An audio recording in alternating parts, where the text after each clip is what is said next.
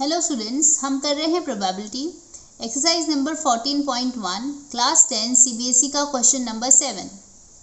It is given that in a group of 3 students the probability of 2 students not having the same birthday is 0.992. What is the probability that the 2 student have the same birthday? Okay, तो देखो 3 बच्चों का group है, उसमें से 2 बच्चों का birthday जो है एक ही दिन हो. ठीक है, एक ही दिन नहीं होने की, सॉरी 2 बच्चों का बर्थडे एक ही दिन नहीं होने की प्रोबेबिलिटी हमको दी हुई है. हमें फाइंड करना है कि what is the probability that दोनों बच्चों का बर्थडे सेम डे है. तो हम लोग लेट कर लेते हैं. Let E be the event of having birthday on same day. ठीक है, और ई बार को हम लोग ले लेते हैं is the event of having not having birthday on same day.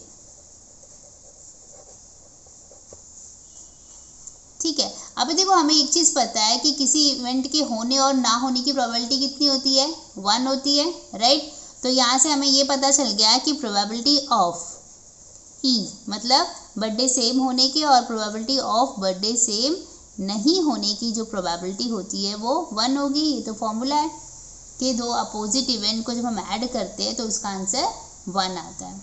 ठीक है, अब देखो हमें गिवन क्या है, गिवन है कि प्रोबेबिलिटी ऑफ इवेंट ई बार मतलब उनका बर्थडे सेम दिन नहीं होने के क्या है, इवेंट क्या है, उसका प्रोबेबिलिटी कितनी है, 0.992 है. तो हम लोग यहाँ पर पी ऑफ ई बार की जगह पे 0.992 रख देंगे.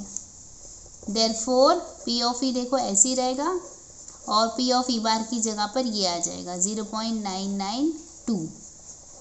ठीक है, तो फिर प्रोबेबिलिटी ऑफ ई क्या होगी, 1 माइनस 0.992.